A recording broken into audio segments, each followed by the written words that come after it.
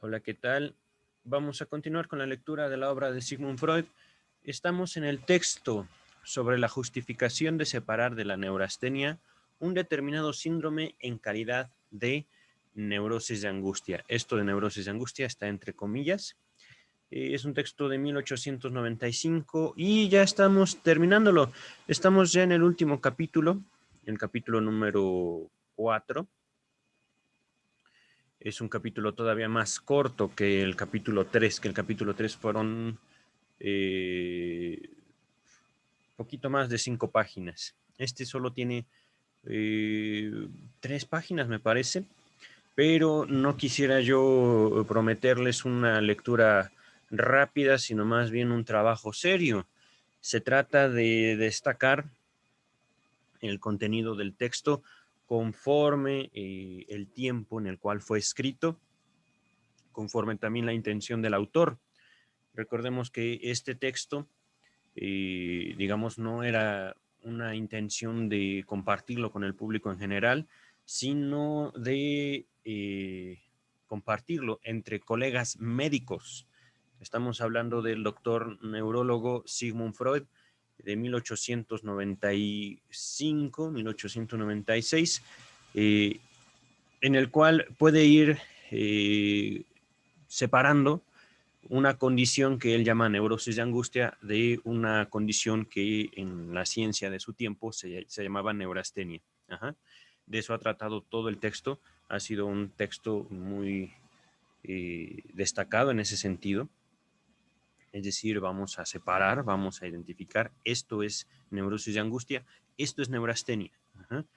Eh, y hemos llegado entonces a un capítulo o un tema muy interesante, que el título de este capítulo 4 dice nexo con otras neurosis. Cuando dice nexo, se está hablando de una relación, se está hablando, digamos, de la situación de la neurosis de angustia frente a otras neurosis, o en relación con otras neurosis. Comienza el texto. Restan todavía algunas puntualizaciones sobre los nexos de la neurosis de angustia con las otras neurosis en el orden de su producción e íntimo parentesco. Permítame un segundo, si está bien. Los casos más puros de neurosis de angustia son casi siempre los más acusados. Se los encuentra en individuos jóvenes potentes, con una etiología unitaria y una duración no demasiado larga de la enfermedad. Más frecuente es, en verdad, la producción simultánea y común de síntomas de angustia junto con otros de neurastenia, histeria, representaciones obsesivas, melancolías. Antes de continuar, aquí quiero hacer el señalamiento. Está hablando representaciones obsesivas. Obsesión como tal, no. No está hablando aquí de una neurosis obsesiva. El trabajo que hemos estado haciendo en este canal y de textos pasados al respecto de la obsesión es justamente lo que quiero destacar al respecto de eh, esta eh, esta aparición de la palabra representación obsesiva, ¿vale? Pensamientos que no se pueden ir y que regresan y que parecen tener vida propia y atormentan a quienes los tienen. Vamos a continuar. Si por esa contaminación clínica uno pretendiera abstenerse de reconocer a la neurosis de angustia como una unidad autónoma, para ser consecuente tendría que renunciar también a la separación laboriosamente trazada entre histeria y neurastenia. Para el análisis de las neurosis mixtas, esto entre comillas, puedo sustentar esta importante tesis. Toda vez que se presenta una neurosis mixta, se puede demostrar una contaminación entre varias etiologías específicas. Recordemos aquí la palabra etiología está hablando de orígenes, está hablando de causas. Continúa el texto. Semejante multiplicidad de factores etiológicos condicionantes de una neurosis mixta puede producirse por mero azar, es decir, totalmente circunstanciales, totalmente accidentales. No tiene necesariamente que ser una relación con la otra. Es como, ¿cómo decirlo? Quisiera ponerlo con otra palabra, pero creo que el azar es muy sencillo de entender. Continúo. Por ejemplo, si un nuevo influjo nocivo agrega sus efectos a los de uno preexistente. Así, una señora que fue desde siempre histérica ingresa en cierto periodo de su matrimonio en el coitus reservatus y adquiere entonces, además de su histeria, una neurosis de angustia. Un hombre que hasta cierto momento se había masturbado y por eso contrajo neurastenia, se pone de novio, se excita con su prometida y entonces se suma a la neurastenia una neurosis de angustia de reciente génesis. Me parece que fue en el capítulo número 2 cuando se nos habla justamente de un caso parecido. Aquí habla de un hombre, digamos que descargaban la excitación sexual a través de la masturbación, pero se le agrega aquí la situación ahora de novio, ¿no? De un compromiso. En el capítulo número 2 se habla de un estudiante. No, ese caso no refiere, por ejemplo, ni masturbación, pero sí refiere a la relación con la novia y además la presión, digámoslo así, de la escuela. Vamos a continuar. Pero en otros casos, la pluralidad de factores etiológicos no es azarosa, sino que uno de ellos pone en evidencia al otro. Por ejemplo, una señora cuyo marido practica el coitus reservatus sin miramiento por la satisfacción de ella, se ve constreñida a acabar mediante masturbación la excitación penosa que le queda luego de ese acto. Y en lo sucesivo no muestra una neurosis de angustia pura, sino, además, síntomas de neurastenia. Otra señora bajo idéntico influjo nocivo tiene que luchar con unas imágenes lascivas de las que quiere defenderse. Y así, en virtud del coitus interruptus, adquirirá, junto a la neurosis de angustia, unas representaciones obsesivas.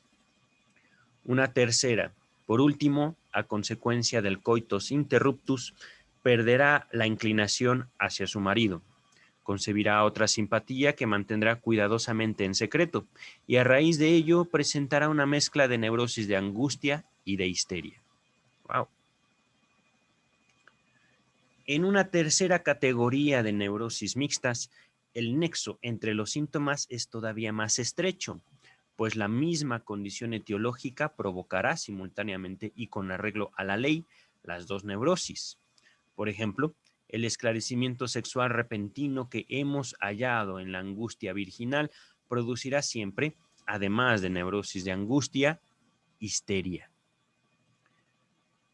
Los casos frecuentísimos de abstinencia voluntaria se enlazan desde el comienzo con unas genuinas representaciones obsesivas. Y me parece que el coitus interruptus de los varones nunca puede provocar una neurosis de angustia pura, sino siempre una mezcla de neurosis de angustia con neurastenia, etc. Es decir, neurosis de angustia con neurastenia y muchas otras neurosis, ¿vale? Continúa el texto. De estas elucidaciones se infiere que es preciso distinguir entre las condiciones etiológicas para la producción de las neurosis y los factores etiológicos específicos de ellas. Las primeras, por ejemplo, el coitus interruptus, la masturbación, la abstinencia, son todavía multívocas y capaces de producir una cualquiera entre diferentes neurosis. Solo los factores etiológicos de aquellas abstraídos, como un aligeramiento inadecuado, una insuficiencia psíquica, una defensa con sustitución, poseen un nexo inequívoco y específico con la etiología de cada una de las grandes neurosis. Aquí está asociada una nota a pie de página, la nota número 35, la hace James Strachey, que dice el problema etiológico es discutido con sumo detalle en el texto a propósito de las críticas a la neurosis de angustia.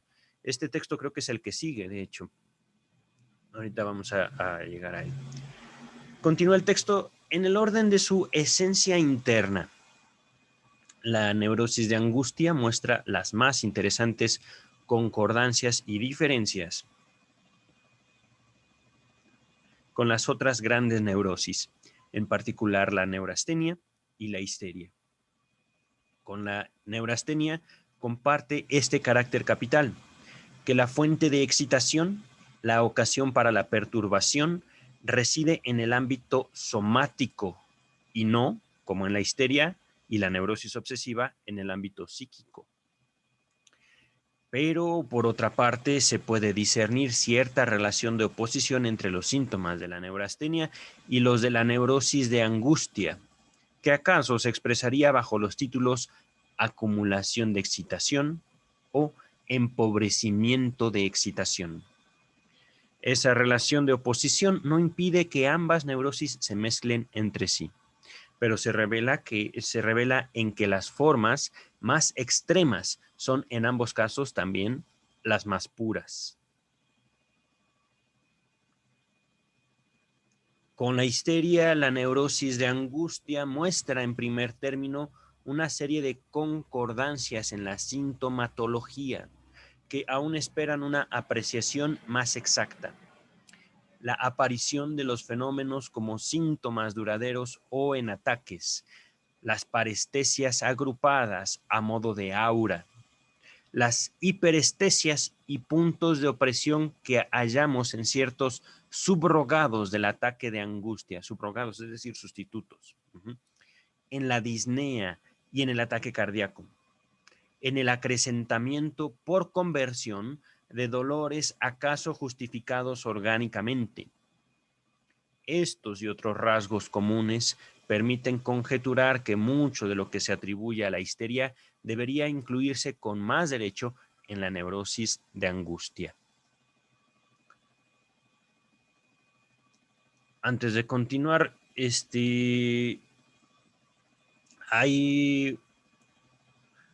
hace poquito estuve platicando con algunos colegas al respecto de la relación de los síntomas con condiciones orgánicas.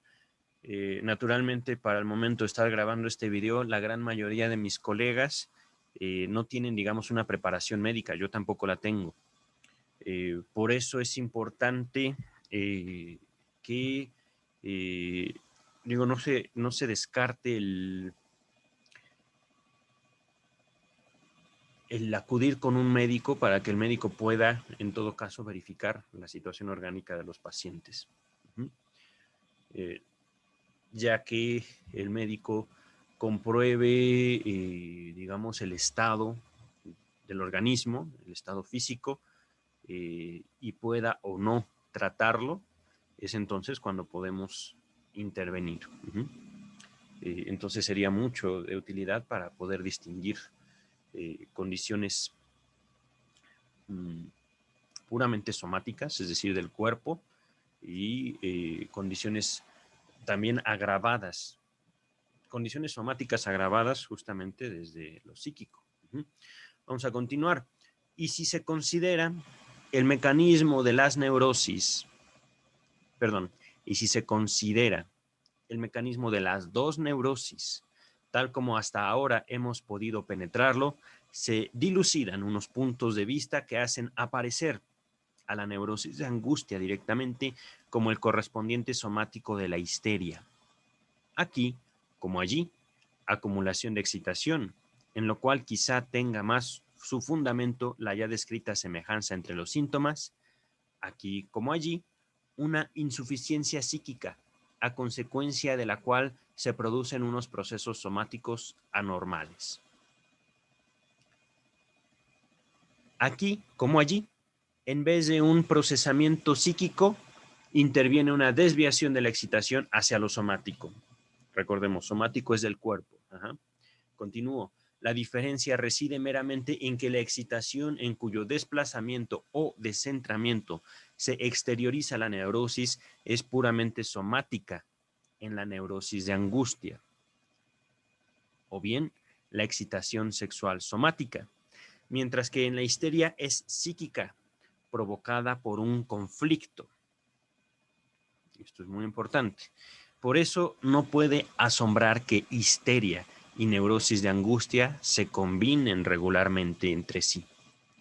Como en el caso de la, entre comillas, angustia virginal o en el de la, también entre comillas, histeria sexual. Que la histeria tome, que la histeria tome simplemente prestados a la neurosis de angustia cierto número de síntomas, etc. Estos íntimos nexos entre la neurosis de angustia y la histeria nos proporcionan, además, un nuevo argumento para promover la separación de la neurosis de angustia respecto de la neurastenia. Pues si uno rehúsa hacer esto, tampoco podrá seguir sosteniendo el distingo entre neurastenia e histeria, tan trabajosamente logrado y tan indispensable para la teoría de las neurosis. Viena, diciembre de 1894. Es decir, aquí termina el texto, se escribió en Viena y se terminó justamente en diciembre, no sabemos qué día, de 1894. Entonces es cierto, el texto, simplemente por involucrarme en el contenido, se me pasó la fecha de publicación, que fue 1895. Pues bien, vamos a dejarlo hasta aquí para continuar. Y el texto que sigue justamente es a propósito de las críticas a la neurosis de angustia. Déjenme ver. Bueno, vamos a terminar. Voy a checar si me es posible seguir grabando hoy. Si no, será en un futuro no muy lejano. Cuídense.